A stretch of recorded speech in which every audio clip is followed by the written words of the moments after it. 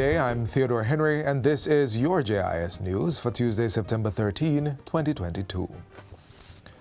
Prime Minister Andrew Holness says government is moving ahead with its efforts to implement the Jamaica Teaching Council JTC bill. The Prime Minister gave the confirmation on Friday during a face-to-face town hall on education matters. The bill, which is now before the House of Representatives, is intended to streamline the education sector and improve the teaching profession. However, there have been concerns raised about the legislation. Prime Minister Holness addressed the issues at the education town hall, saying the bill, which went through a series of consultations, was meant to empower teachers and bring structure to the profession. He asserts that once the systems are standardized, teachers will become more marketable. The bill was not intended to criminalize anyone. It wasn't intended to take away the power of the teacher in the school or the classroom.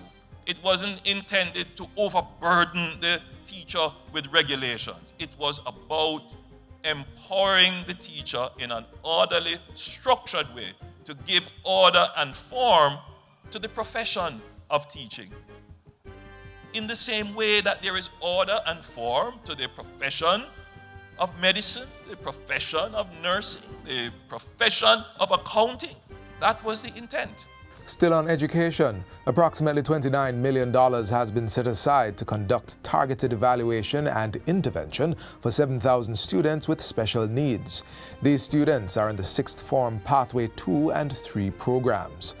Acting Chief Education Officer Dr. Casson Troop says it is part of the wide range of services and support being offered by the Education Ministry's Special Needs Unit. We have, I think, 11 special needs exclusive schools in the government sector, and we partner with 17 private exclusive special education institutions, and we place students based on their diagnosis. She was responding to questions during the Office of the Prime Minister's face-to-face town hall meeting on Friday. We have converted some of our books onto the e-service digitized platform, and we make sure that the accommodations are available for those students who are blind or hearing impaired. Dr. Troop adds that remuneration is also provided for caregivers chosen by the parents to support the student at school.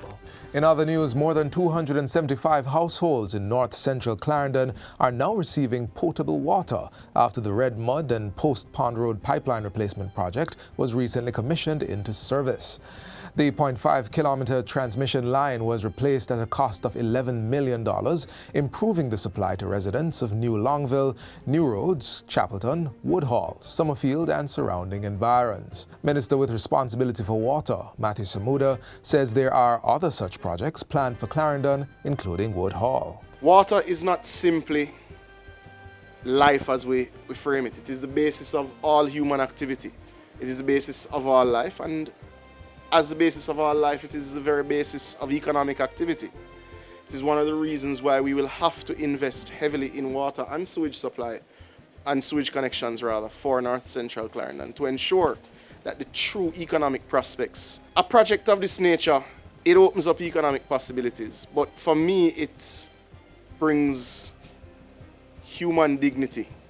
It brings the quality of life that our people deserve. We're very clear that there are massive challenges, and I want to declare up front, this is not the total fix that you require in Woodhall for your water. It is an important first step as we repair the network.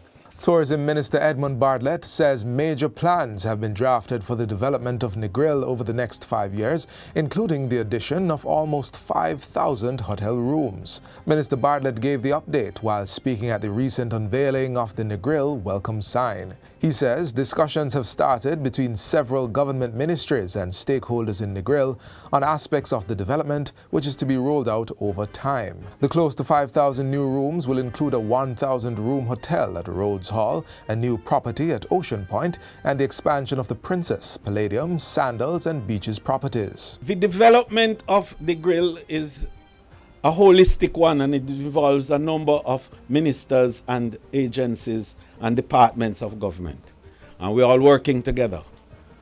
We started the Destination Reimagining program, and we had some technical work done. We have a report. Just after we finished the St. Thomas destination report, we have the Negril one.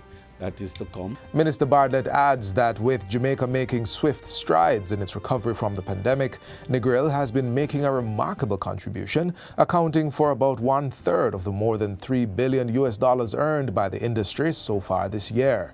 The existing beach park in Negril is also earmarked for rehabilitation to pattern Harmony Beach Park in Montego Bay. And finally, Lieutenant General Rocky Meade has been appointed as Cabinet Secretary and Head of the Public Service.